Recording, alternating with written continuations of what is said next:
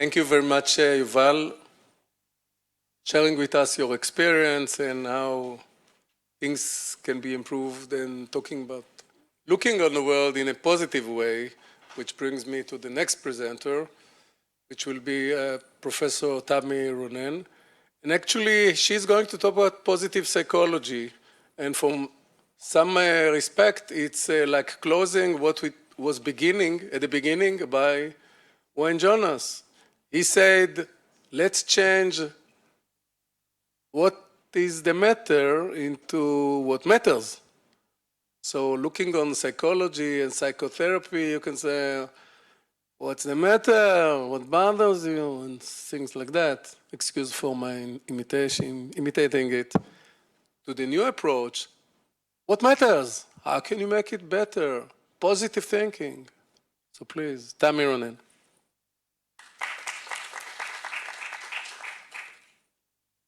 Thank you, Shlomo, and thank you everyone for having me here.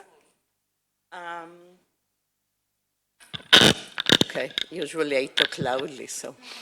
And I'm going to take you today to another way of immune system using positive affect. And as you mentioned, Wayne started talking today about empowerment and flourish, and Paula continued talking about the SDG, and these are my Bible, because actually flourishing, empowering, SDG well-being is my main work during the last 30 years. And for many years, psychology dealt with trying to decrease problems. And I'm not going to talk about it, but I want to emphasize on three main issues because I'd like to take you to one of my favorite projects of working with children sick, suffering from cancer, and something we developed for it. And I'd like to raise the question, can human change? And can human help human change? And are there some ways, technique that make this change better? And Tom and me collaborate in many of these issues, and we often talk about it. And I'm not going to talk about negative psychology, but for ages until the last decade, psychology based on trying to reduce problem. And the aim was to protect, to make sure there will be no problem. But in nowadays, it's not enough. Talking about the old pyramid of needs, basic needs are to be safe, to eat, to sleep, but that's not what we want nowadays. We want to achieve more. We want to flourish. We want to attain well-being. And therefore, we wanted to attain change. And for me, this picture is the main core of positive psychology. Some of you can look at it and see the old face, the face of the old lady, while some of you can see the young lady. How many can see the old lady? Okay. How many can see the young one? Great. Now, positive psychology for me is the ability to move from the old one to the young one and see both and make sure we can, if you don't, try to show you. This is the old one. That's her nose and her mouth, and she has a head, and that's her eye. While the younger one, this is her nose, and she has very beautiful hair here. So instead of asking what's wrong, we would like to ask what strengths you have. How can you use your strengths and virtue to apply change? But positive psychology is not a fairy tale story, and it's not just putting pink glass and things will be good. Most people in the world are happy, and we know that we now have data about happiness all over the world, and I fight with everyone because I think most people are confused between life satisfaction and happiness. It's not the same, but we'll talk about it sometimes else, and we know that happiness increases in ages. It's not fairy tales. No prince will come and put a glass shoe and make her become pretty. No pretty lady, no whore become a lady and a rich person. And we mentioned Harry Potter before, Tom mentioned it. It's not magician. But the Dalai Lama talks a lot about happiness, and we want, and I see positive psychology as a evidence-based science that shows us now, we have lots of data, that positive people live better, they are healthier, we know that it reduces mortality, we know that they can learn better, they increase the large of, the broad of intention, and many other things. And most important is to have hope and positive affect and self-efficacy and self-control. And I'd like to mention my most wonderful, she's now a doctor, Dr. Irit Schwartz-Atias. She was my PhD student, and her study was conducted at Schneider Hospital. She was then the nurse in charge of children suffering from cancer, and we tried to learn in what way positive affect of parents influence positive affect of children, and can we help children in active treatment for cancer being happy and attain well-being in spite of therapy. And we found very interesting data relating to the link between positive affect of parents to positive affect of children, of the role of social support, but what was very difficult to see was the game people play with emotion, because parents wouldn't show their emotion to the children, don't want the children to see how worried they are. Children will not share their fear with the parents. And then we could see the circle of emotion hiding from each other. And when we can't express and can't work with emotion, things deteriorate.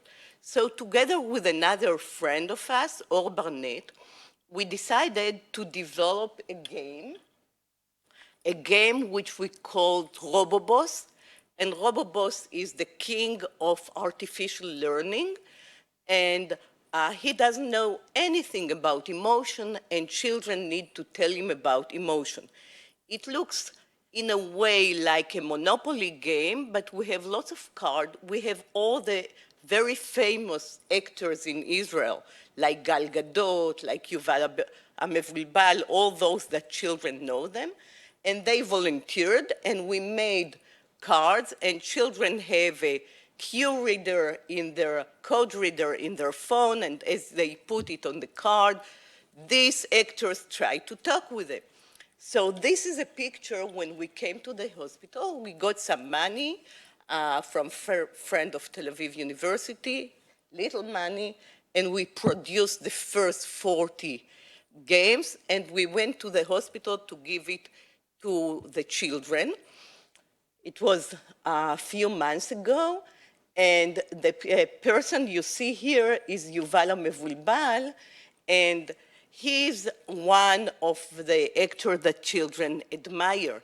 Now, one of the problems of sick children is the fact that being treated, they lose their hair and they are bald. And this child that you can see here in the bed, we brought Yuval Amevulbal to him after he saw him in the card. And as Yuval Amevulbal in the game say that I don't have hair and I'm not ashamed of not having hair, this child that for 3 months didn't take the hat from his head, you can see in the other picture how he took the hat from his head, and he said, I'm not ashamed of my face also, and I don't need the hat. His father started crying, as you can imagine. All of us cried. It lasted by the children not letting us out of the hospital that day. only one person wrote in Facebook that I'm a terrible person because my pictures there, it was in the newspaper, appears without a mask. We took it off for 2 minutes to take the pictures. We were with mask. And what happened is that this game became a main tool for psychologists and social workers to work with the children. And children get this game to play at home when they go home, and parents say that it helps them to express emotion, to talk about it. And the study shows that children have a sharp increase of positive emotion after playing with the game. So we just started it. We had the money for the first 42 games, 46 because each of us has a game in the office also.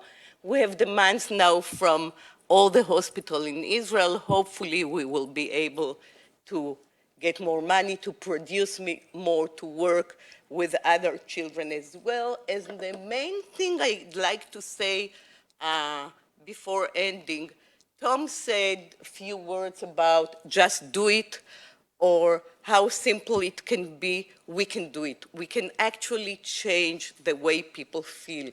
We can do it in 5 minutes a day, but we have to train.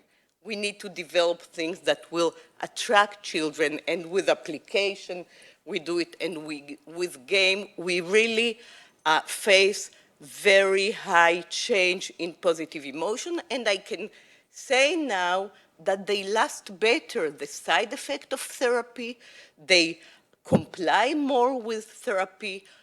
For sure, they feel better. And we had last year a big conference with children who recovered from cancer. We decided to do it every year, but we couldn't this year. We started having children that recovered and their families come together and stay in circle table and talk about their experience and try to teach others how to work with it. So this was my fast running to present to you. Thank you very much.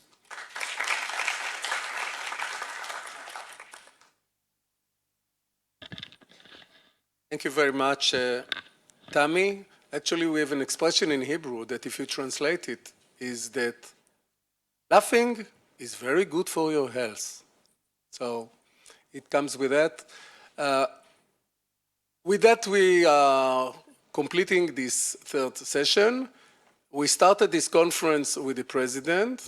So I will call now the vice president of resource development, Amos Elan, please.